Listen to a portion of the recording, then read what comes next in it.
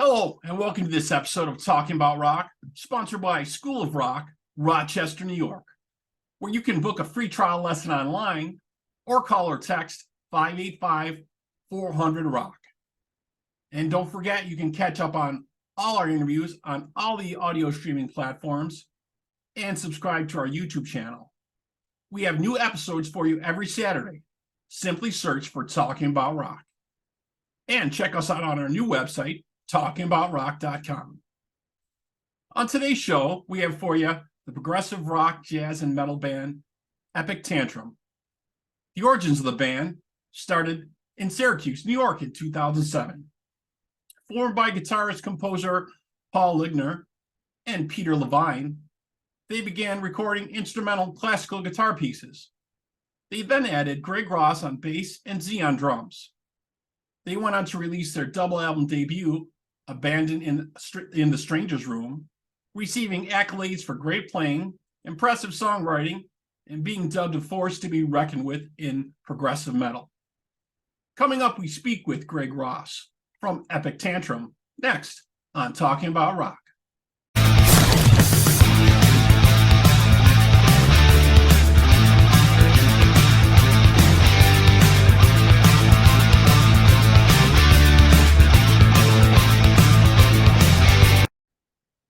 Okay, joining us now, we have Greg Ross from EPIC Tantrum. Hello, Greg. How's it going, man? Good. How are you doing? I'm doing great. So you guys have been dubbed one of the exciting up-and-coming bands in progressive metal. Yeah, which is a weird thing because I don't really know that fits, but we'll take it. We'll take a compliment wherever we can get it. So yeah, Right. I'll take it. Your sound is very diverse. Your songs are not all the same sound. It's a little of a mix, right? Yeah. So to me, like the prog, I always sort of viewed, and I'm guessing if like someone who's like an editor at Prog magazine hears this, they'll probably throw up a little in their mouth. But to me, prog was always sort of a catch-all. Like right. Prog bands would write a ballad, and then they would do like a heavy song, and then they might do something that's really ornate, symphonic type thing. And so prog was kind of a catch-all for a band that didn't just follow one simple pattern. So I guess in that way, we've kind of fallen into that prog world. I don't really think we're a prog band. I don't know where we fit, which is, I think, a compliment to us, in my opinion. It makes it hard when you're trying to market the band. So someone said progressive metal, so we went, yeah, sure, whatever. Right, because it's like I said, it's very diverse. And so when you joined the band, I think, was it 2016? Much of the Abandoned side of the album had already been written, correct? Yeah, so I'm not really sure. There's some weird takes on the band's history, which we probably put out there. So Peter and Paul, well, the origin story of the band is Peter, Paul, and I all took guitar lessons from the same person here in Syracuse, Gordon Moore. Peter and Paul were the good students. They're the golden students, and I'm the one who messed around. So I play bass and they play guitar. And Peter and Paul are absolutely brilliant guitarists. If they lived in New York or Nashville or LA, they'd be session guys, touring guys. I mean, they're top-notch players. They just live in Syracuse and went a different way. So they were recording classical music pieces together and just enjoying doing that. And that's kind of where the origins of the band kind of started. And then they started writing and bringing Z in, and then they brought me in, and the album kind of came together in parts. And then after I joined the band, when it was actually like a full band, the songs started to morph and change. So the album that you have over your left shoulder there, Abandoned in the Stranger's Room, is a double album. Side one is all studio recordings, and then side two is live, because when I listened to what we sounded like live, I felt like we were the same band, but different. And I wanted to present both sides of the band. Yeah. So the long version of it is, yes, a lot of it was written, not all of it. But yeah. And now it's a very different world. Now it's all, the four of us arguing over every little moment of each song. Right. Yeah. I thought it was a very, very gutsy move to come out with the debut, but really neat with a studio part and a live part to kind of showcase that live sound for you guys. I thought that was a really neat idea to come out of the gate with, for sure. Yeah, I thought it was kind of ballsy on our part. Also, like you never know if you're going to get a second album. And, there's a lot of bands that you hear and you're like, well, can they pull it off live? And Right. I was like, well, we can pull it off live. Right. That's always the second question after you hear the album. It's like the tracks are great, but yeah, Right. can they do it live is always the real question behind it, right? Exactly. Yeah. And so, not knowing if there would ever be a second album, I thought, well, let's just put everything out there. And I know we actually got some people saying they put out too much at once. And I was like, well, you don't have to listen to it all at once, but yeah, and then, to that point, we put out the record in January of 2020, and 2 months later, the world completely changed. So, right. The timing of that was terrible, but on the other hand, it kind of fell into like, let's put out what we can now. And, and if people like it, great. Yeah, well, I think that some of the tracks are amazing on it for sure. And the live tracks really, really stand out to me. And I wanted to check one real quick here. Maybe you can tell us a little bit about it. Fables of Fortune, I thought was really cool live track on there. Yeah, and it's funny that that's almost a perfect example. So Fables on the studio side is not as dynamic as we play it live. So I try to explain to people, we're not a jukebox band. Every night, every time we play a song, it's going to be slightly different. And my drummer, or Z, no one knows his real name. I think he's in witness protection, but he won't admit it. Right, I was reading he just wants to be known by Z. So yeah, okay. It took me 2 years to find out his first name. So he's really an intuitive drummer. He's like an emotionally intuitive drummer. So if he feels like going somewhere different, he just does. And as a bassist, it's like there's a certain amount of like a roller coaster, like, well, what's going on now? But it makes playing music a lot more fun. Like there's no taking off a minute in the songs because they're changing. So if we played the same song 3 times in a row, it's going to sound different all 3 times. And there's a lot of like all of the solos are improvised. Those guys hate playing the same solo over and over again. So a song like Fables, the way it sounds on the studio side and the way we're playing it live was just so dramatically different. There's so much more energy live.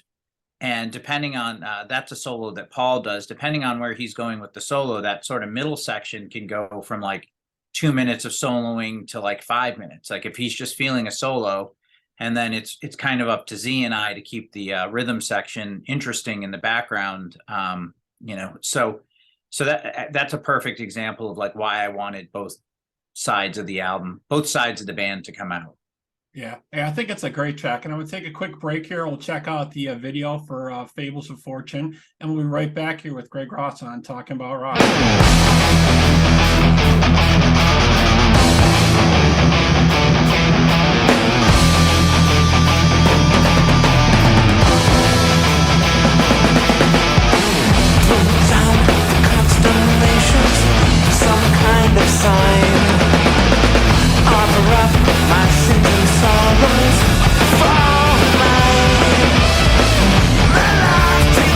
For granted, my love to find words of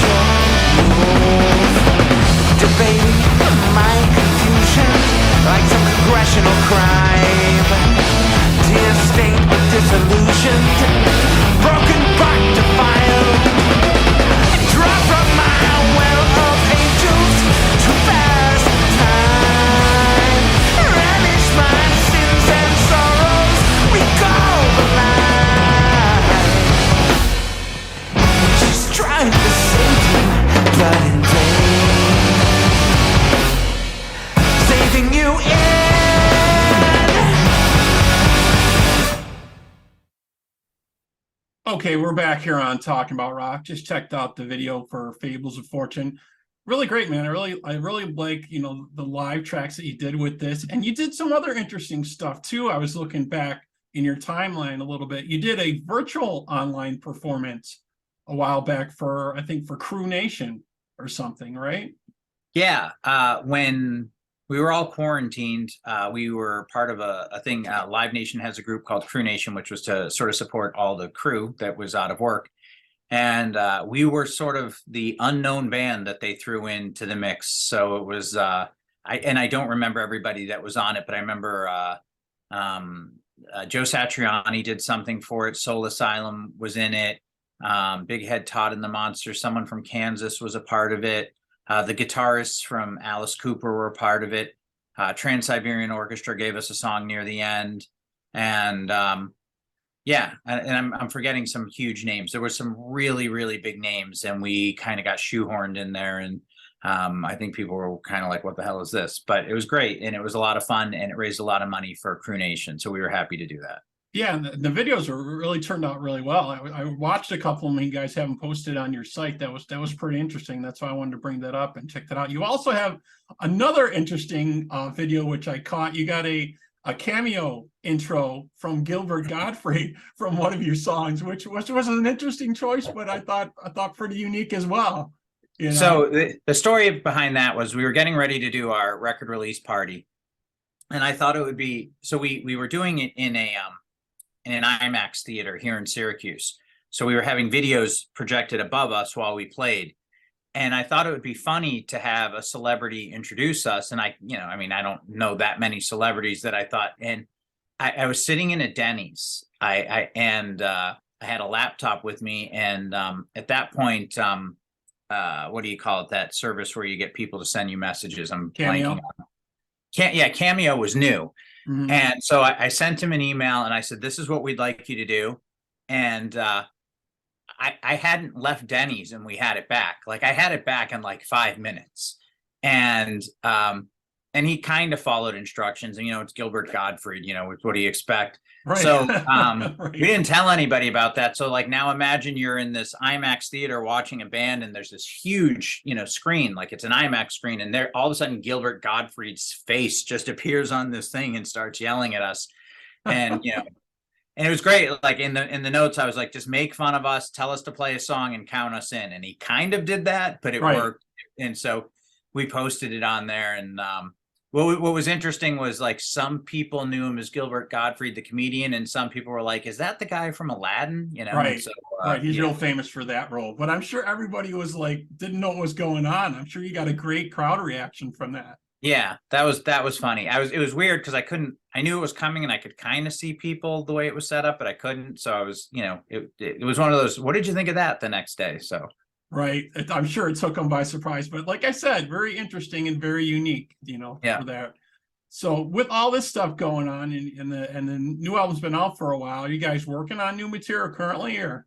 Yeah, we had already started working on new material when Abandoned in the Stranger's Room had come out.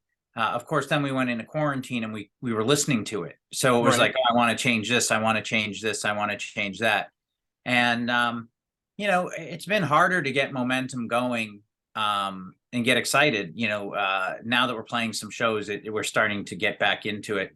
So we've recorded a bunch of tracks. I think we have like 3 songs that we've recorded that we've got to go in and, kind of do some vocals on. And then we're doing some improv stuff. So one of the, we're going to take 2 tracks that were just completely improvised and, kind of put that out as like a 5-song EP. And that's something we've talked about maybe doing live in the future, is just like, okay, for the next 5 minutes, we're just going to make up something on stage and see if we can pull it off. And if we can, great. And if we can't. Right. And a lot of folks, they just release like singles here and there too nowadays. Yeah. I see, they kind of build it up like they used to back in the day. You would get like a single or 2. And then like a month later or something like that, you would get the album. We've almost kind of reverted back to that. I know a lot of people are doing that now. Yeah, I think that's similar to what, I don't know that we'll do an album, right? I think our goal right now is like, if we like a song, we're just going to record it and finish it and put it out and then eventually compile that into an album. I mean, the music industry, as you said, has changed so much, and so much of it's consumed on Spotify, and Spotify likes singles. So, Right. um, but we don't really care that much if it comes out on an album. We just want to put out stuff that we are proud of, and so we have a bunch of stuff that we're working on. The hardest thing is if we're playing shows, it's really hard to work on and record new material. The songs that we play are not easy to play, and so it's not like if we take, like, for these shows that we have coming up with Nektar, we have to spend the time that we have when we rehearsed really getting those back so that we can play them, and so I think after these 3 shows, we'll probably take a break for a while from shows, and then just try to get some stuff recorded and all that. Right. Try to concentrate on that. And what I'm seeing, you guys keep getting referred to as the bastard children of Rush and Steely Dan in articles that I've read. And I've also myself heard little hints of some Alice Cooper in there as well. You're the first person to say Alice Cooper. And some of the vocal feelings, I could kind of get that a little bit, because it's kind of a little creepy on some of the vocals sometimes. Well, I can hear the creepy. So I guess that's it. Yeah, I've not really heard Alice Cooper before.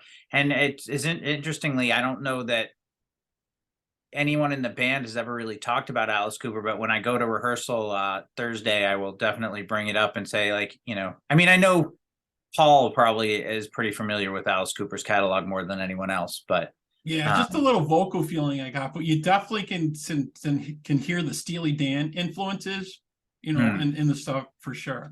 One of the new songs we're going to be playing on these dates with Nektar, I completely ripped off Asia in one part. So, it's almost too obvious, but like I refer to it as the Asia section of the song. So, well, they're another phenomenal band. So you guys were talking about, you guys are going out with Nektar for Remember the Future 50th anniversary tour, and it starts in March in Boston, Massachusetts. It looks like. Well, the tour, they start March in Boston. Okay.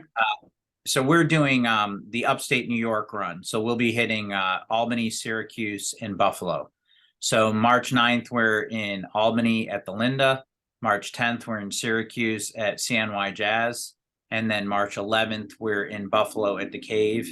And there's tickets still available for the Albany and Buffalo show if you're interested, but the Syracuse show is sold out. But there are tickets still available for the other 2, and it's pretty cool. I mean, Nektar is going to be playing Remember the Future in its entirety. And they have this crazy, I don't know if you've ever seen it, but they have this crazy, like, it's like a steampunk contraption of like all these video projectors. And so there's like 6 projectors that project over them while they play. And so it's like a really cool audio visual type show with them.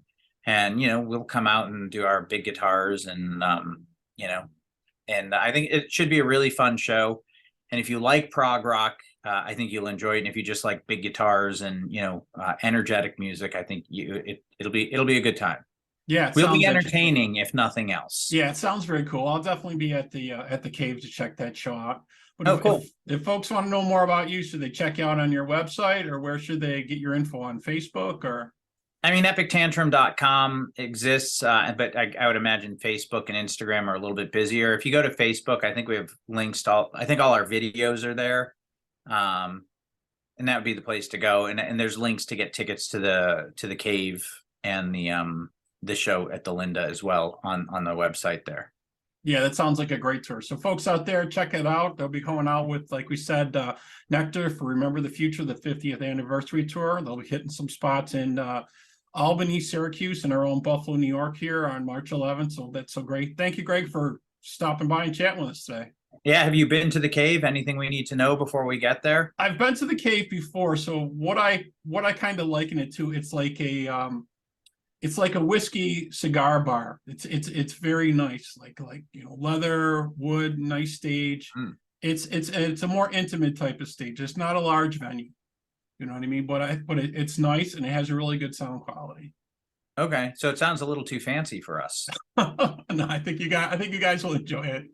Cool. Yeah. Well, it'll be great. When you get to the show, please come up and say hello. It'd be great to actually. Oh, and thank you for the shirt and the CD. That was really great of you. Thank you so much. Oh, no problem. Well, Yep. and thank you for interviewing us on Talking About Rock, and hopefully someone from the School of Rock in Rochester is watching, and they'll come to the show as well. Yeah, I will definitely be talking to them about that. So cool.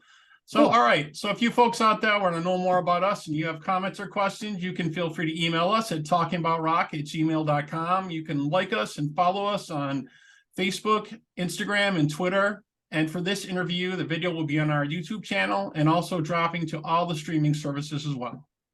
Greg, again, man, thanks for being with us tonight. Thanks. See you next week. All right. Bye-bye now.